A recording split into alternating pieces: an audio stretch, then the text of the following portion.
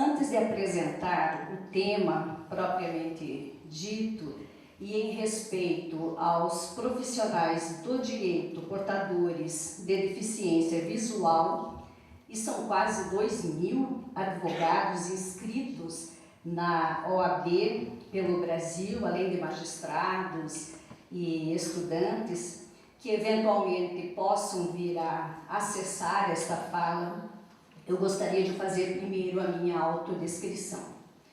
Sou mulher, meia idade, considerando que minha perspectiva de vida é mais ou menos 120 anos de idade, né? Estatura baixa, pele, olhos e cabelos claros, estes na altura dos ombros. Neste momento uso óculos, trajo roupa de cor preta, calça e blusa preta. Estou falando em pé da tribuna e esclareço que não sou de descendência oriental, embora meu sobrenome possa sugerir essa descendência. Minha apresentação contará com alguns recursos visuais para melhor conduzir o tema a respeito do Pacto Nacional do Poder Judiciário pela linguagem simples. Eu inicio a minha apresentação com a seguinte fala, que foi extraída de artigo escrito pelo ex-presidente da Associação dos Magistrados do Brasil, desembargador Rodrigo Colasso, que foi publicado na Tribuna do Direito em 2005.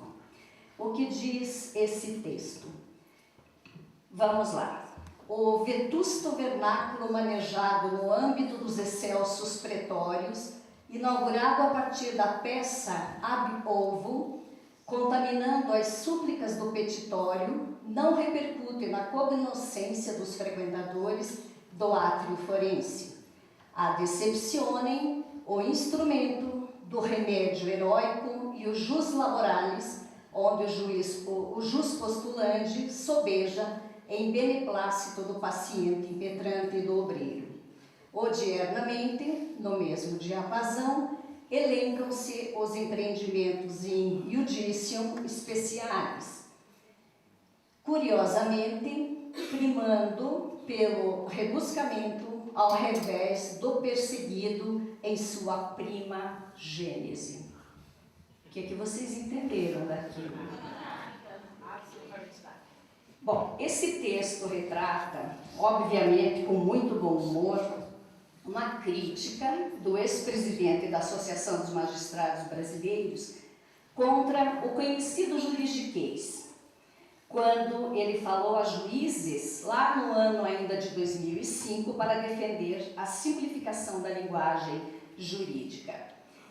Pesquisas sobre o Poder Judiciário haviam sido feitas na época, indicavam que a população brasileira se incomodava não só com a demora na solução dos processos na justiça, mas também com a linguagem adotada por magistrados e por advogados, que foi chamado pelo autor do artigo termos rebuscados atrapalham a compreensão de sentenças judiciais e textos do direito. O autor foi Márcio Maturana, que chamou a linguagem jurídica de hermética, prolixa e pedante. Muito bem.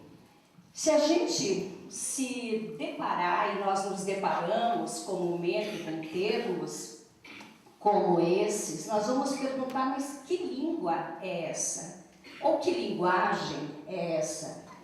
Ergástulo público, para designar cadeia, a prisão.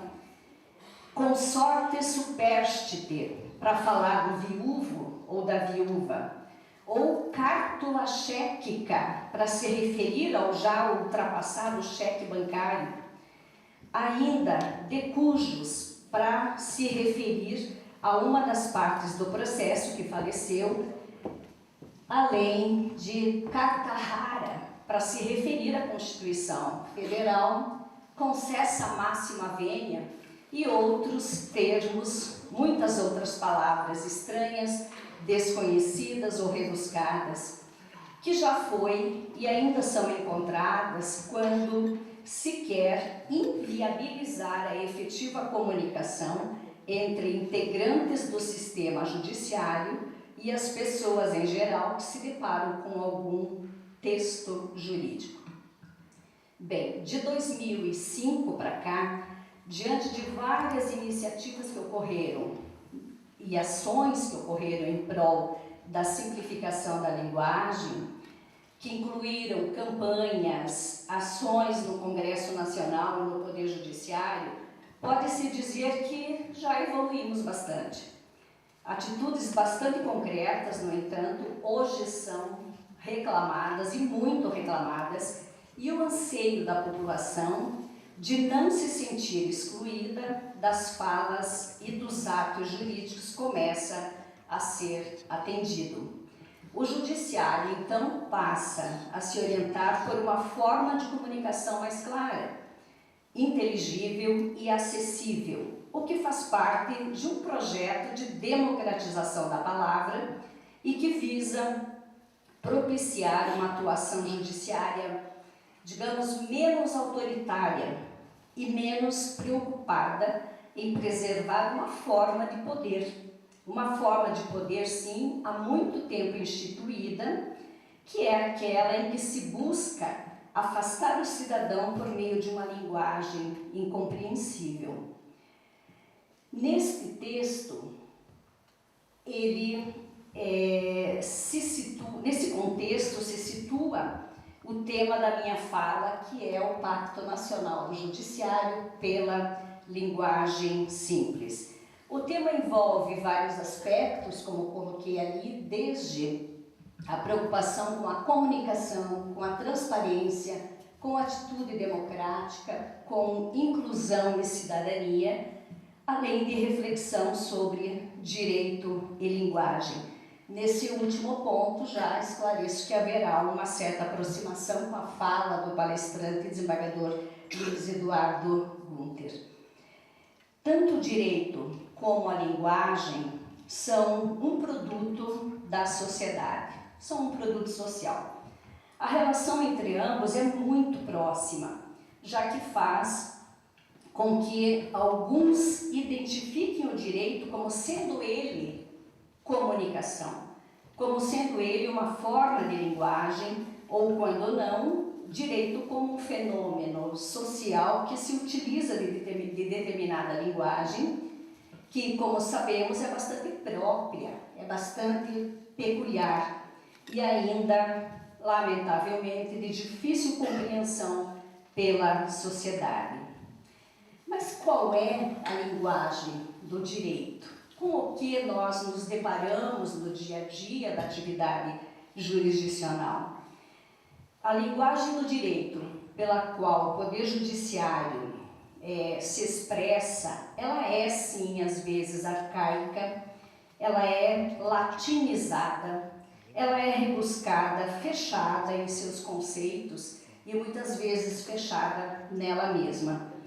Além da dificuldade de compreensão que ela acarreta, ela também traz um certo medo, um certo distanciamento das pessoas, uma certa sensação de estar excluído do Poder Judiciário. Vamos pensar no momento em que uma pessoa recebe uma carta de citação. O que é isso? Eu vou preso, acho que é isso que vieram fazer na minha casa, vieram me prender, me trouxeram aqui uma carta de citação, ou um mandado de citação. Então, esse tipo de linguagem particularizada muitas vezes assusta, sim, a sociedade e estimula situações imaginárias que as pessoas às vezes passam então a sofrer com elas, sem saber que não, que na realidade trata-se de coisa bem diversa.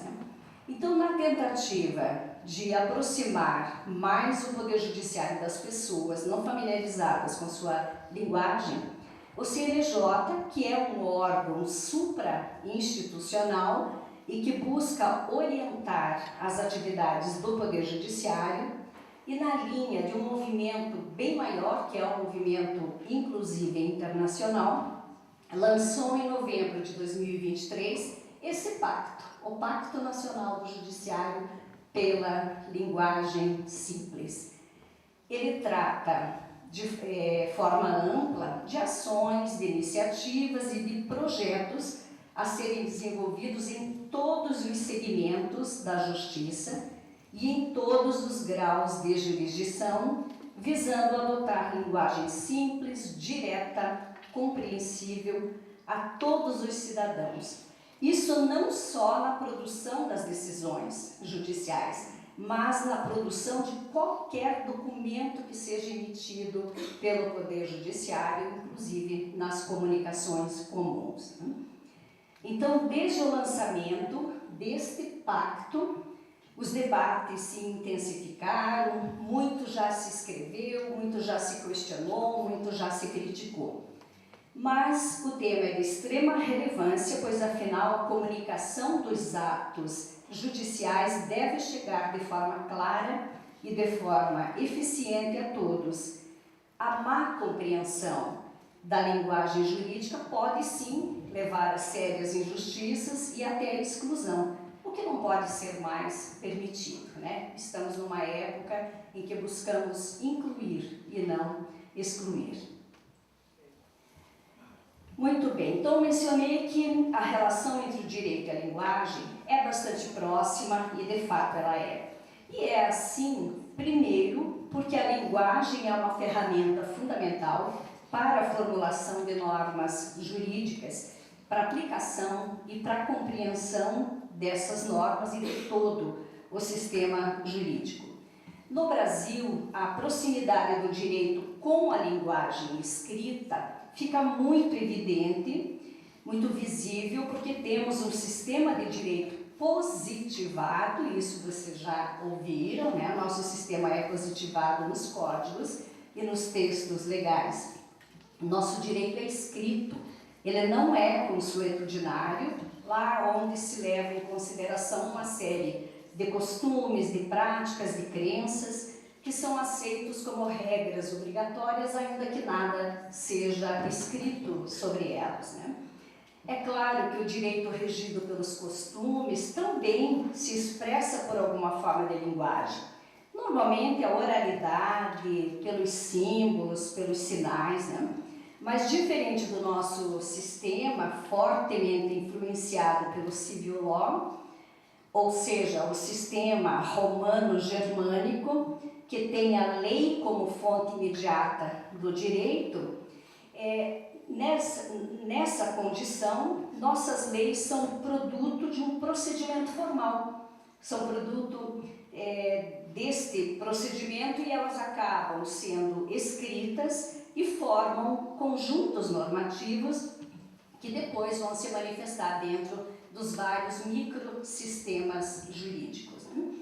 Não vamos aqui discorrer sobre teorias da linguagem, sobre formas apresentadas por essas teorias. Eu vou esclarecer apenas que estou usando a expressão linguagem como sendo aquele sistema complexo, aquele sistema dinâmico que os seres humanos usam para se comunicarem uns com os outros, para comunicar ideias, pensamentos, sentimentos e informações.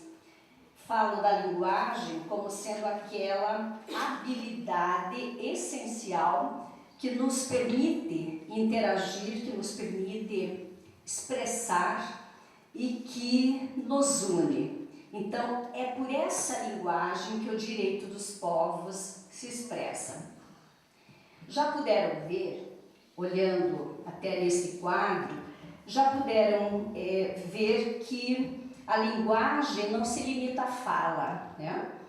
Ela abrange uma variedade de formas de expressão, como a escrita, gestos são linguagens, expressões corporais, expressões faciais, imagens, sons, sinais, entre outros.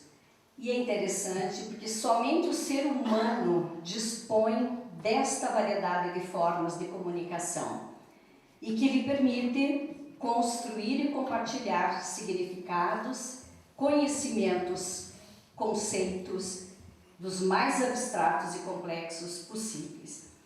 Há nos estudos sobre a linguagem vários tipos e classificações, nós não vamos falar aqui sobre todas, né? Estudos sobre a filosofia da linguagem destacam também a importância de alguns outros fatores, como contexto, né, em que a linguagem se situa, para definir o completo ou incompleto entendimento da mensagem emitida. Mas para não ingressar em outros campos também, em que a linguagem também tem sido apontada como um fator de limitação da comunicação entre as pessoas, como, por exemplo, a medicina, né? Quem já não recebeu um laudo médico e olhou, né, para o médico e dizia: agora, vou morrer amanhã, doutor? Né? Quanto tempo de vida eu tenho? Medicina é, na minha opinião, pior do que o campo do direito no que se refere à forma de comunicação. Mas nós não ficamos muito para trás, não. Né? Agora, a linguagem jurídica, como em tantos outros contextos, ela é expressa também sob diversas formas. Nós temos a linguagem oral, aquela que é utilizada nas audiências e que vocês vão utilizar muito, né, quando estiverem numa sala de audiência, que é utilizada nos debates, nas sustentações orais perante os tribunais. Nós temos a linguagem jurídica simbólica, que envolve símbolos, representação gráfica de órgãos e instituições relacionados com o sistema jurídico. E também temos a linguagem escrita, como eu mencionei, ela é mais afinada com o nosso sistema jurídico, que está presente nas leis, nos decretos, pareceres, documentos processuais e nas decisões judiciais. Então, tão próxima é a relação entre direito e linguagem que alguns reconhecem o direito como sendo ele mesmo uma linguagem. De acordo com Luiz Eduardo Abreu, num artigo que ele publicou numa revista de antropologia da USP, há dois conjuntos de fenômenos que organizam e que estruturam o direito como linguagem. O primeiro deles seria a existência de normas substantivas e processuais. A ideia do direito é que o direito formaria um todo coerente, sem contradições internas ou falhas, capaz de subsumir todas as situações sociais que lhe forem apresentadas. O segundo fenômeno seria a existência de instituições jurídicas com jurisdições distintas. Existem juízes estaduais, juízes federais, juízes especiais, como seriam os militares, eleitorais e trabalhistas. Temos as decisões do juiz de primeiro grau, e dessas decisões de primeiro grau cabem recursos, e aí entram os tribunais, os desembargadores dos tribunais intermediários, que por sua vez interpretam o direito à sua maneira, né? E a partir daí pode, em tese, caber recurso a tribunais superiores, como o TST, Tribunal Superior Militar, Tribunal Superior Eleitoral, o STJ e até o STF. Vejam como há uma estrutura bastante complexa, e esses dois fenômenos, o conjunto de normas substantivas e processuais e as instituições jurídicas, conversam entre si. Os tribunais e juízes, cada qual com a sua forma de interpretar, cada qual com os seus costumes, de acordo com a sua região, e como resultado, essa gramática vai variar conforme o local, embora esses jogos de linguagem que acontecem dentro dessas estruturas judiciárias acabem guardando, né, algo de coerência, e que acabam ao final formando a mesma linguagem, que é a chamada linguagem jurídica. O fato é que a linguagem jurídica, pelos seus termos, ela tornou-se bastante específica e tornou-se um grande exemplo de comunicação entre um poder instituído e a sociedade se rompeu e estabeleceu barreiras ao completo entendimento das mensagens que precisam ser dadas. Isso é fato verificado em todas as instâncias do Poder Judiciário.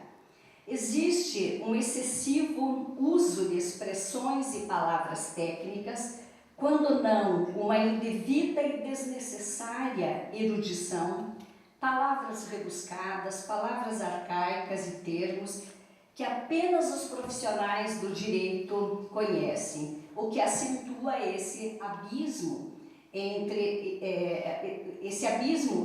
os profissionais do direito e a população comum. Daí o termo pejorativo juridiquês, né? Dado para esses jargões jurídicos. O termo surgiu como uma espécie de crítica a essa reserva de conhecimento. É isso que acontece, é uma reserva de conhecimento aos profissionais que atuam nesta área com a consequente exclusão dos demais. Michel Foucault, não sei se todos conhecem, ouviram falar, esse filósofo francês, falecido em 1984, até bem recente, né? Em uma das suas principais obras, que foi a Arqueologia do Saber, ele analisou como que os discursos e as práticas de linguagem estão interligados com o poder e com o conhecimento, e como a linguagem e os discursos elas moldam a percepção da realidade e influenciam os comportamentos sociais. No caso do direito, como mencionei, essa linguagem fechada, cheia de termos próprios e técnicos, isso tudo somado à atitude de alguns operadores do direito que ultrapassam o campo da técnica e passam a utilizar termos difíceis, rebuscados e incompreensíveis, essa é uma forma, sim, de manter distanciamento das pessoas e preservar o poder derivado de um tipo de conhecimento reservado a um grupo bastante seleto. É verdade que não é exclusividade do direito ter termos técnicos, termos próprios, conceitos específicos. Volto aqui a um diagnóstico médico feito por termos excessivamente técnicos. Na verdade, ninguém entende, precisa ser médico e às vezes médico especialista para você conseguir entender esse diagnóstico. Jargões também são utilizados nas áreas financeira, esportiva, científica, intelectual, na área acadêmica, sempre dentro de um grupo específico, mas que acabam por excluir outros grupos. Agora, ficando no campo exclusivo do direito, nós temos um vasto uso de expressões latinas. E aí vem os data venia, os periculo in mora, os erga omnes, os indubio pro réu, clausula rebus sic stantibus, fumus boniuris, efeitos ex nunc e ex tunc, error injudicando, concessa máxima venia, ad argumentandum tantum, efeitos erga omnes, in verbis, bis in ide, in caso e por aí vai. Né? Isso cansa, né? Isso dói às vezes até no ouvido, mas tem sido considerado um tanto próprio da linguagem do direito. E termos excessivamente técnicos também, como, peguei alguns exemplos de algumas áreas, erro de tipo. Quem sabe o que é erro de tipo? Repetição de indébito, vício de consentimento, trânsito em julgado, para nós acaba ficando mais comum, né? Sucumbência, antecipação de tutela, ação de jurisdição voluntária, ação regressiva, adição de denúncia, cláusula pétrea, preparo recursal. Teu recurso não foi conhecido por falta de preparo. O que significa isso? Tem que traduzir. Esse papel de tradutor tem sido até agora do advogado. O advogado que olha para o cliente e diz, olha, na verdade o juiz nem vai analisar porque você não recolheu o depósito, não pagou as custas do processo. mas o recurso não foi conhecido por falta de preparo, né, tecnicamente. Né? Então, esses termos excessivamente técnicos, achamos no direito do trabalho, por exemplo, horas em itinere, precisa cursar direito do trabalho para entender o que é horas em itinere, rescisão indireta, a ultratividade, assinatura a rogo, jus postulandi e por aí vai, sem contar com a linguagem prolixa, rebuscada ou evasiva. Muitos gostam de usar, né, até como alguma forma, demonstrar uma forma de erudição, né, nessa toada, tá? Nesse diapasão, ou então a expressão juízo de piso. O que é o juízo de piso? Né? Claro, juiz de primeiro grau, mas não dá para usar a linguagem do código, juiz de primeiro grau, né? Limites da exordial. O Código de Processo Civil não fala em exordial, ele fala em petição inicial. Vamos usar a petição inicial, sempre, sem problema de repetir. Não precisamos procurar sinônimos e trabalhar com o dicionário ali o tempo todo, né, para tentar encontrar expressões. Né? Peça vestibular, que é outro nome que se dá para petição inicial, tem vários nomes, eu trouxe apenas alguns. Carta rara, né, que é a Constituição Federal, Códex, e por aí vai nesta tentativa de uso de linguagem rebuscada e até prolixa. Né? Bom, esses termos, o uso desses termos tem como consequência a incompreensão. Né? A incompreensão. Eu trago aqui 2 exemplos de julgamento que poderiam muito bem ser transformados em linguagem acessível. Né? O exemplo 1, então, foi encontrado lá, não sei se era na sentença ou no acórdão, evidencia-se um prático nos autos qualquer lastro probatório digno de corroborar os direitos postulados pela parte na vestibular, restando inviável a concessão de qualquer quantum indenizatório. Bonito, né? Mas incompreensível, portanto, inútil, né? Basicamente inútil, ao menos aos olhos daquele que vai receber essa decisão. Numa linguagem simplificada, se poderia dizer: não há prova nos autos do processo capaz de comprovar os direitos alegados pela parte para receber qualquer indenização. Está muito mais simples, né?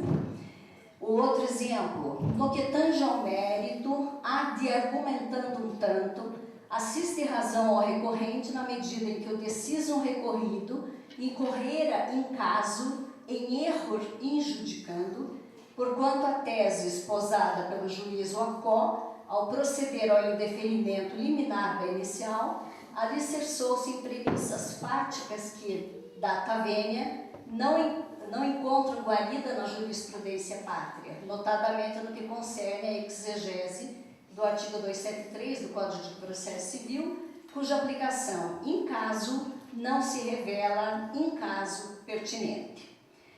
Numa linguagem simplificada, seria possível dizer que o recorrente tem razão no mérito, pois a decisão do tribunal cometeu um erro ao rejeitar a petição inicial, ou a decisão do juiz de primeiro grau, né? Cometeu erro ao rejeitar a petição inicial. A decisão se baseou em premissas que não são apoiadas pela jurisprudência nacional, especialmente em relação à interpretação do artigo 273 do CPC, que não se aplica ao caso. Então, vejam, excesso de termos latinos, né, em caso, erro injudicando e vários outros que a gente vê ali. A linguagem rebuscada, né, tese esposada, premissas fáticas, guarida, enfim, não são da linguagem comum, não que sejam tão rebuscadas assim, mas não são muito próprias da linguagem do cidadão comum. Isso traz dificuldade de compreensão, mesmo advogados pouco experientes, eles podem ter dificuldade em entender o significado exato sem um conhecimento profundo desses termos, né? E tem um outro exemplo que eu quero citar, mas que não está aqui no material, é que o cliente chega e pergunta ao advogado: e aí, doutor, vou ou não vou ganhar minha indenização? O advogado prontamente manda uma resposta escrita ao cliente. Então o advogado fala: o egrégio tribunal acolheu o supedâneo de nosso arrazoado e reformou a sentença prolatada, dando a lide como transitada em julgado em prol do deprecante. O cliente, perplexo, ficou na mesma, né? Ele só entendeu o que o advogado queria dizer quando lá no finalzinho da mensagem tinha, tinha a expressão parabéns. Bom, então eu devo ter ganho, né? Porque o advogado me deu parabéns, eu devo ter ganho isso, né? Então, numa linguagem simplificada, o advogado poderia dizer: ó, José, o juiz acolheu nossos argumentos e aceitou nosso pedido. Então a decisão anterior, ela foi revisada e o resultado final é que você receberá a sua indenização. Parabéns. Né? Ficaria muito mais rápido, mais simples, mais prático, né?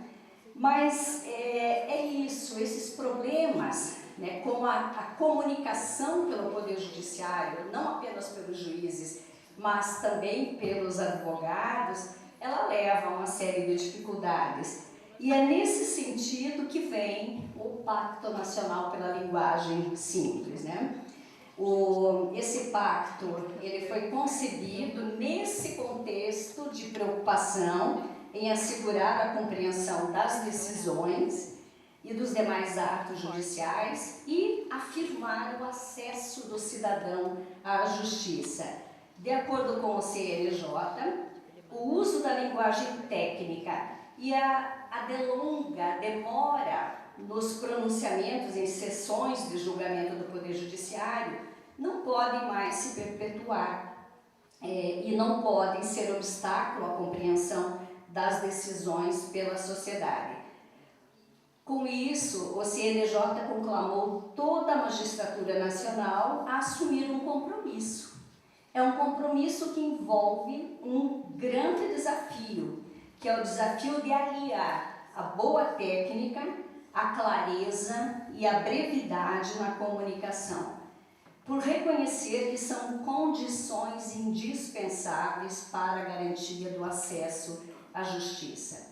Esse pacto ele se fundamenta numa série de documentos internacionais, a começar pela Declaração Universal dos Direitos Humanos, pelo Pacto de São José da Costa Rica, a Convenção sobre a Eliminação de todas as formas de discriminação, também na Convenção Internacional contra o Racismo, a discriminação racial e formas correlatas de intolerância. Se embasa também nas regras de Brasília sobre acesso à justiça e da pessoa em condição de vulnerabilidade e também nos objetivos de desenvolvimento sustentável da Agenda 2030 da ONU. Não sei se vocês conhecem a Agenda 2030. Nós estudamos isso no ano passado, quem foi meu aluno, nós estudamos a Agenda 2030, que contém 17 objetivos de desenvolvimento sustentável a ser conseguido, conquistado até o ano de 2030, né? E também se embasa na Constituição Federal de 88, nos direitos e garantias fundamentais, como direito de acesso à justiça, direito à informação, direito à razoável duração do processo. E o CNJ conclama, então, os magistrados a um compromisso. Na verdade, não é um compromisso só, são vários, né? Compromissos, quem leu o pacto viu, né? Eliminar termos excessivamente formais e dispensáveis, adotar linguagem direta e concisa, explicar sempre que possível o impacto da decisão ou do julgamento na vida das pessoas, utilizar a versão resumida de votos nas sessões de julgamento, sem prejuízo, evidentemente, da juntada da fundamentação posteriormente, fomentar pronunciamentos objetivos e breves nos eventos organizados pelo Poder Judiciário, reformular todos os protocolos para eliminar todas as formas de formalidades excessivas e utilizar a linguagem acessível à pessoa com deficiência, inclusive o uso da tradução em libras, autodescrição. Eu já, como vocês observaram, eu já cumpri hoje nessa palestra essa orientação do CNJ, do Pacto. Enfim, respeito à dignidade de toda a sociedade, né? E os tribunais, então, eles passam também a assumir um compromisso de adotar medidas concretas para implementar o pacto. E os tribunais deverão adotar medidas concretas a partir de 5 eixos que estão ali: simplificação da linguagem dos documentos, brevidade nas comunicações, educação, conscientização e capacitação para isso, uso da tecnologia da informação, né, ou seja, desenvolver plataformas com interfaces intuitivas, informações claras, recursos audiovisuais e articulação interinstitucional e social, né? Então vejam que as preocupações do CNJ, elas vêm já de algum certo tempo, e isso levou o CNJ a editar a recomendação 144. Eu recomendo que vocês leiam tanto o Pacto Nacional como essa recomendação 144, esta de agosto de 2023. Pela recomendação, o CNJ então recomenda exatamente esses critérios: o uso de linguagem simples, clara, acessível e, sempre que possível, com o uso de elementos visuais. Nós já estamos no Poder Judiciário recebendo petições. Eu recebi um memorial que não tem mais o formato de folha, né? Você lê folha por folha. Ele é um quadro, todo ele com visualizado, com desenhos, com flechas de sequência, tal, para mostrar a realidade do processo ali. Então, o uso de recursos visuais ou audiovisuais também para auxiliar nos julgamentos. E nós vamos ter que aceitar e aprender a interpretar e saber manusear também quando se tratar de recursos audiovisuais, né? Então, essa recomendação, ela chega, né, e deve prevalecer em todos os atos administrativos e judiciais pelos juízos, tribunais e conselhos. Só tem uma exceção: essa recomendação não se aplica ao Supremo Tribunal Federal.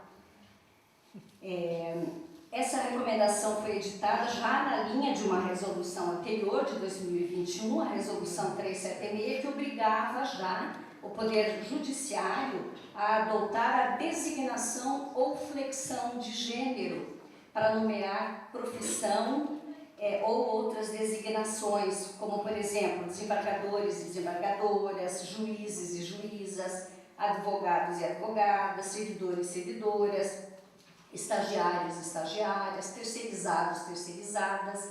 Então, em todos os documentos do Poder Judiciário já deve estar acontecendo essa adaptação pelo uso da flexão de gênero, né? E o que fez, então, a recomendação 144 foi ampliar essa forma de linguagem, né?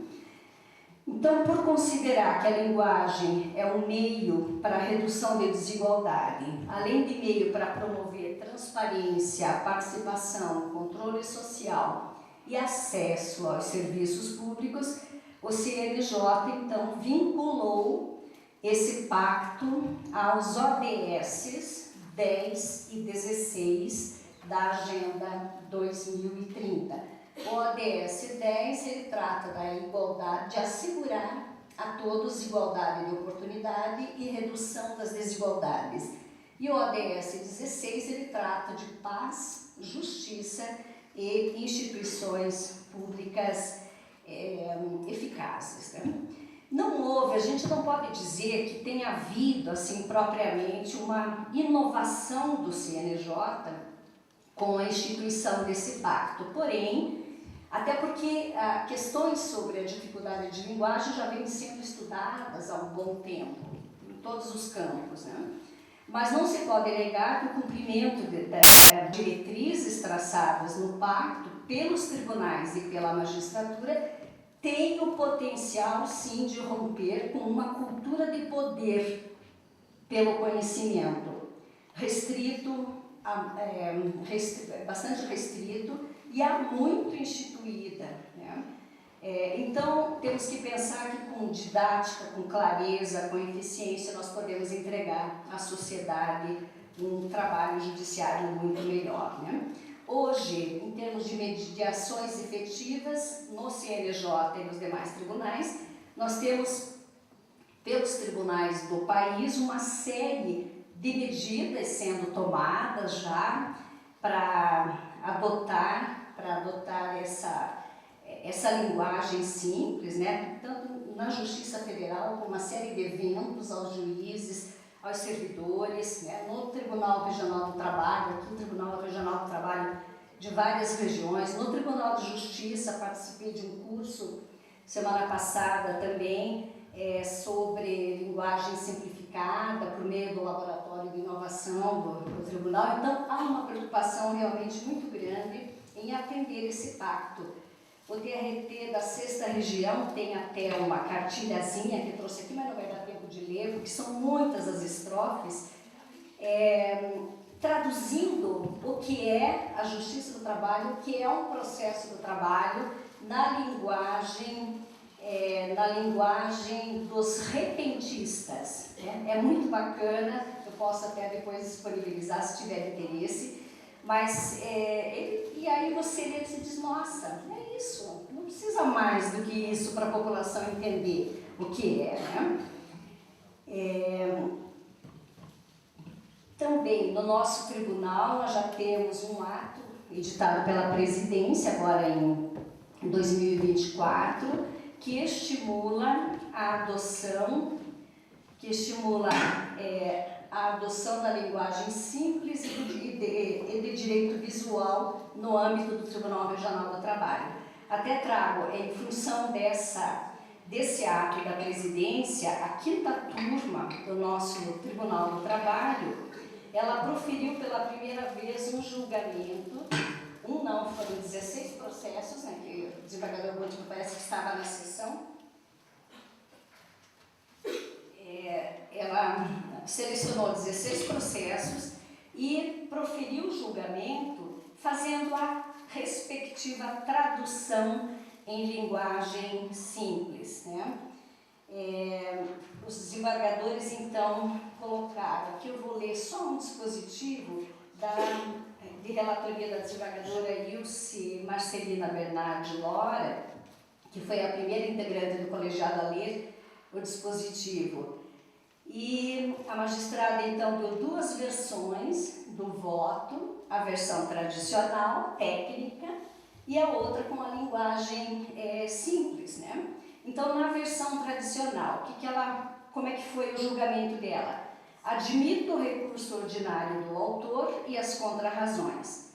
Dou-lhe provimento para afastar a declaração de inépcia da petição inicial, bem como a extinção do feito sem resolução do mérito, determinando a remessa dos autos ao juízo de origem para o prosseguimento do feito, como entender de direito, ficando prejudicada a análise dos demais tópicos do recurso.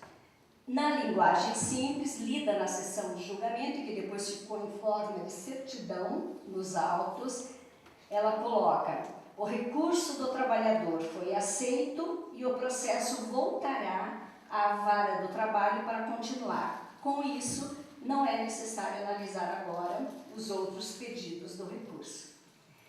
Isso é um exemplo de linguagem acessível. É dizer para a população, olha, você ganhou o teu processo, ou você perdeu, ou o teu processo ainda não poderá ser julgado, ele vai ter que voltar, porque teve um probleminha, tem que voltar para que ele seja rejulgado lá no primeiro grau. Então, já me direcionando aqui para o final, tem essas várias formas de atuação já nos tribunais, e esse pacto, então, pela linguagem simples, ele veio em boa hora, né? E o que exatamente ele significa? Ele não significa propor, em primeiro lugar, a simplificação do direito. Não é isso que ele propõe, vamos simplificar o direito. O direito é o que é.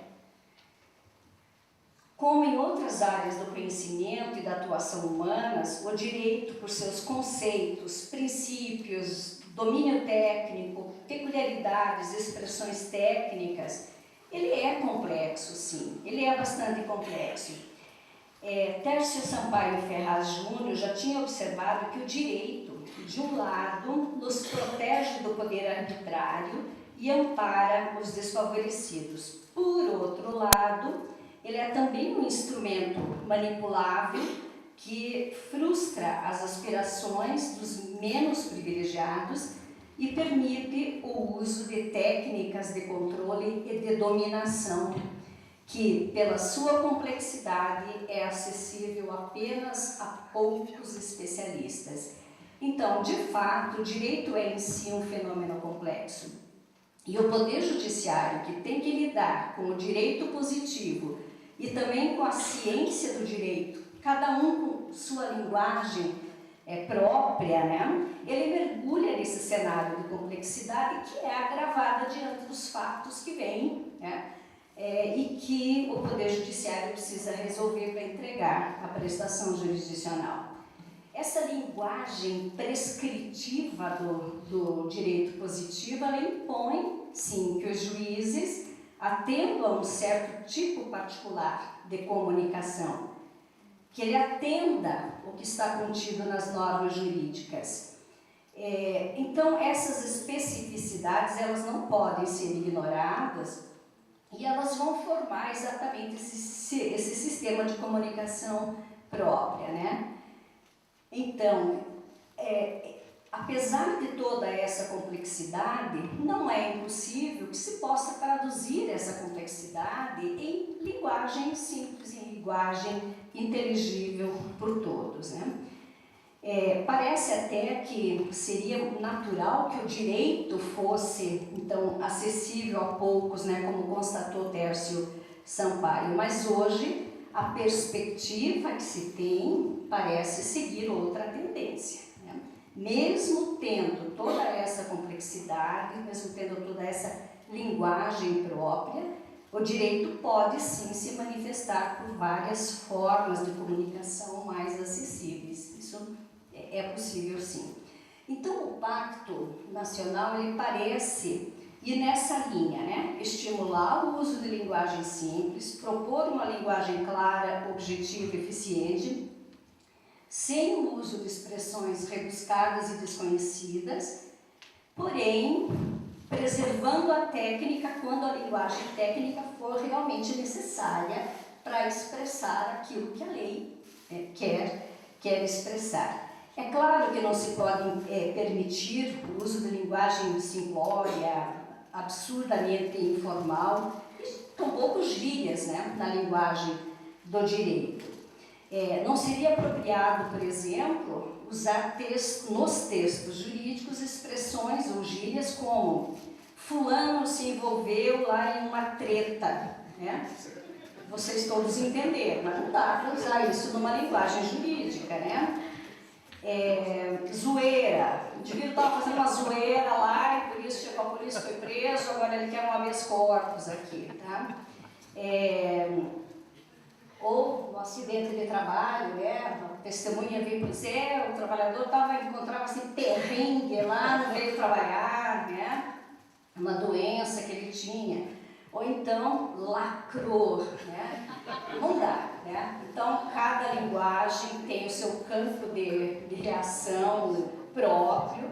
Agora, também não precisamos usar o outro extremo, né? Que é o rebuscamento, tudo isso. Linguagem técnica, quando precisa da linguagem técnica, que é a linguagem da lei, e uma linguagem simples, objetiva e clara, para que todos possam compreender sem cair nesses extremos, né? E a título, então, de conclusão, essa discussão sobre a linguagem, por isso que falo que talvez essa atitude do CNJ não possa ser considerada uma inovação, porque essa discussão sobre linguagem e a sua compreensão ela não é nova, ela tem raízes profundas na filosofia da linguagem, né? Vários filósofos já haviam se preocupado, né, com a com a linguagem, com a efetiva compreensão da mensagem, né? Desde Wittgenstein, né, que introduziu a ideia de que os limites da minha linguagem significam os limites do meu mundo. Habermas também, que enfatizou a necessidade de um discurso claro e racional para efetiva compreensão e consenso. Outros filósofos, né, destacaram a clareza e a intenção como cruciais para a boa compreensão. Michel Foucault, que já mencionei. Esses filósofos forneceram uma base sólida para entender a importância da linguagem e da clareza na comunicação. Isso é altamente relevante para o Poder Judiciário e para essa iniciativa do CNJ. Poderia trazer aqui para vocês vários outros autores, né, literários, de obras literárias, cientistas, né, que também destacaram a elegância da simplicidade. Mas, claro, não dá para trazer todos, trago apenas aqui Saint-Exupéry, né, que se atribui a ele ter dito que a perfeição é alcançada não quando não há mais nada a acrescentar, mas quando não há mais nada a se retirar. Já está no seu estado perfeito. Leonardo da Vinci, que coloca aqui, né, com a ideia de que a simplicidade é o último grau da sofisticação. E Ernest Hemingway, famoso por seu estilo simples, né, e sugere que a força e a elegância da escrita estão naquilo que não é dito explicitamente. Einstein também teria acentuado a importância da clareza e da simplicidade na comunicação do conhecimento complexo. Então, com isso, eu gostaria de encorajar vocês todos, alunos, especialmente os alunos, né, a refletirem sobre a importância da comunicação clara e acessível. Vocês vão falar não só para os juízes, não só para os tribunais em que vocês vão defender os seus argumentos, mas vocês vão falar principalmente para aquele cliente que procura e que não sabe nada do direito e que recorre a vocês na esperança de que o Poder Judiciário resolva o seu problema e ele quer saber se foi ou não foi resolvido, né? Ele não vai querer saber toda essa linguagem aqui que eu coloquei. Então, com isso, eu agradeço a todos e peço desculpas se me estendi demais, mas acho que o tema envolve.